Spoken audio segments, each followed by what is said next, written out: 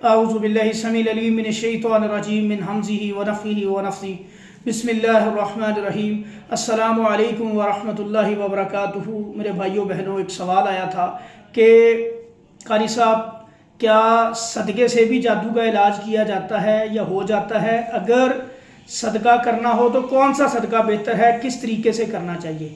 تو میرے بھائی بہن اس بات کو یاد رکھیں، بالکل صدقہ اللہ کے فضل و کرم سے الحمدللہ یہ ایک ایسا عمل ہے جس سے بلائیں بھی ٹلتی ہیں، اللہ تعالیٰ شفائیں بھی دیتے ہیں اس کے کرنے سے، صدقہ دینے سے، صدقہ کرنے سے۔ اور صدقے کی بے شمار قسمیں ہیں، ایون مسکرانا بھی صدقہ ہے، کسی سے خوش ہو کے بات کرنا بھی صدقہ ہے، سبحان اللہ کہنا بھی صدقہ ہے، اللہ کا ذکر کرنا بھی صدقہ ہے، بقایا مالی طور پہ بھی صدقہ دیا جاتا ہے۔ اب یہاں پہ جو اکثر ہمارے مریض احباب آتے ہیں جن کے اندر جو مین ایشو ہوتا ہے وہ غلط طریقے سے صدقہ کرتے ہیں، یا کچھ معالجین کے ریکمینڈ کرنے کے ان بیچاروں کو پتہ نہیں ہوتا، معالجین کے کہنے پہ وہ صدقہ کرتے ہیں۔ جیسے اکثر معالجین کہتے ہیں جی اتنے اتنے kg دال لے لے، فلاں دال کی یہ مقدار رکھنی ہے، یہ مقدار رکھ کے اکٹھی کر کے فلاں جگہ پہ پھینک آئیں، قبرستان میں پھینک آئیں، کسی ویرانے میں دریا پہ پھینک آئیں، اور پیچھے مڑ کے آپ نے نہیں دیکھنا۔ کچھ انڈے کا کہہ دیتے کہ انڈے پھینک آئیں، کچھ گوشت کا کہہ دیتے ہیں،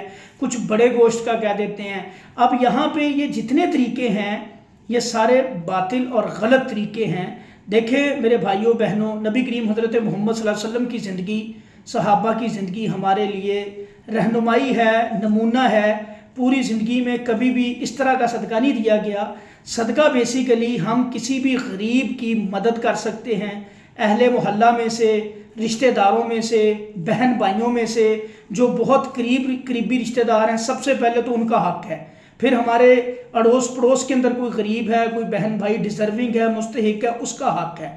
اس کو کھانا لے دیں، اس کو راشن لے دیں، اس کو کپڑے لے دیں، جس چیز کی ضرورت ہے۔ کوئی شادی بیاہ کا معاملہ ہے، بچی کے جہیز میں آپ مدد کر سکتے ہیں کر دیں، کھانے میں مدد کر سکتے ہیں کر دیں۔ پھر اسی طرح مدارس کے اندر آپ جو بچے پڑھتے ہیں ان کے لیے کھانے کا بندوبست کر سکتے ہیں، پیسوں کا بندوبست کر کے دے سکتے ہیں، کپڑوں کا بندوبست کر کے دے سکتے ہیں۔ لیکن یہ جو گوشت پھینکنا، دالیں پھینکنا، اب یہاں پہ بھی ایک لاجک ہوتی ہے جو آپ کے گوش گزار کرتا چلوں۔ اکثر لوگ جو ہوتے ہیں، بلکہ زیادہ تر معالجین شیاطین سے کام کرتے ہیں، جنات سے کام کرتے ہیں، موکلوں سے بھی کام کرتے ہیں، جو مختلف نام ہیں، مختلف طریقے ہیں ان کے کام کرنے کے۔ میں آپ کے سامنے صرف ایک قرآن کی آیت کا حوالہ دیتا چلوں کہ سورہ انعام کے اندر آیت نمبر 28 ہے، خود مطالعہ کر لیں۔ اللہ تعالیٰ فرماتے ہیں کہ جو لوگ جنات سے کام لیں گے، جو جنات انسانوں سے کام لیں گے، دونوں ایک دوسرے کو دوست بنائیں گے تو میں ایسے لوگوں کو جہنم میں پھینکوں گا۔ یہ حوالہ میرے خیال سے کافی ہے آپ کو سمجھنے کے لیے کہ جنات کو دوست بنانا، پریوں کو دوست بنانا، پریوں سے کام لینا، ان کو تسخیر کرنے کے لیے اپنا اکثر کہتے ہیں کہ فرما بردار کرنے کے لیے جو چلے کیے جاتے ہیں، وظائف کیے جاتے ہیں، یا کچھ ایسی چیزیں آؤٹ آف دا وے کی جاتی ہیں جو شریعت کے اندر نہیں ہے ان کی اجازت، یا ان کو شرعی چیزوں کو غلط طریقے سے کروایا جاتا ہے جس سے شیطان خوش ہوتا ہے، اور وہ پھر ان لوگوں کے ساتھ ان کو بلیک میل، بیسیکلی وہ ان کا تابع دار فرما بردار نہیں بنتا، وہ ان کو بلیک میل کرتا ہے شیطان۔ پھر تو میرے بھائی ان چیزوں سے گریز کرنا ہے۔ اب اسی طرح جو آپ گوشت پھینک کے آتے ہیں قبرستان کے اندر، جس بندے کے کہنے پہ آپ یہ عمل کرتے ہیں، بعض اوقات ان کے پاس شیاطین ہوتے ہیں اور یہ گوشت وہ استعمال کرتے ہیں، وہ کھاتے ہیں، ان کے اپنے جنات کھاتے ہیں، ان کے اپنے شیاطین کھاتے ہیں۔ اب قبرستان جو ہے یہاں پہ ہم مردوں کو دفن کرتے ہیں، اور یہاں پہ اللہ کے نبی صلی اللہ علیہ وسلم کی ایک حدیث کا ریفرنس بھی دیتا چلوں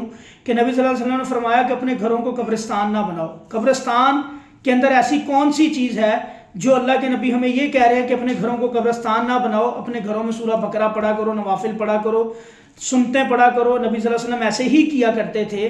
اب قبرستان میں میرے بھائیوں شیاطین ہوتے ہیں، جنات شیاطین ہوتے ہیں، اور اللہ کے نبی ہمیں کہہ رہے ہیں اپنے گھروں کو قبرستان نہ بناؤ۔ اب وہ شیاطین اس گوشت کو کھاتے ہیں جو آپ پھینکتے ہیں وہاں پہ۔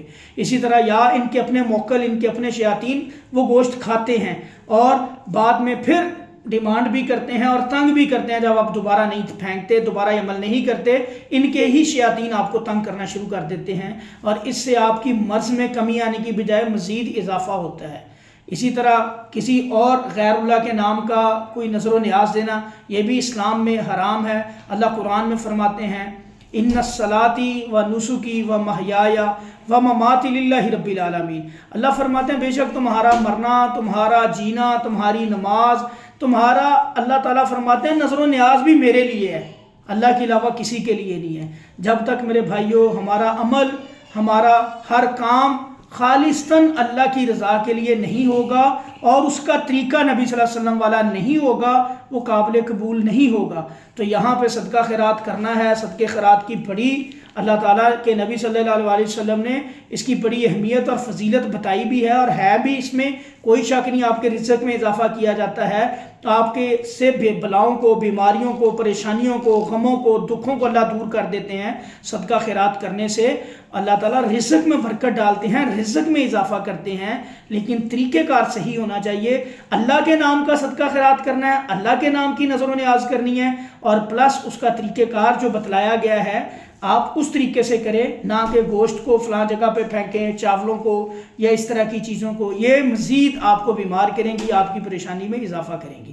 آپ نے اس چینل کو سبسکرائب بھی کرنا ہے اور ویڈیوز کو لائک کر کے آگے شیئر کرنا ہے، تاکہ یہ معلومات زیادہ سے زیادہ لوگوں تک پہنچیں۔ السلام علیکم ورحمۃ اللہ۔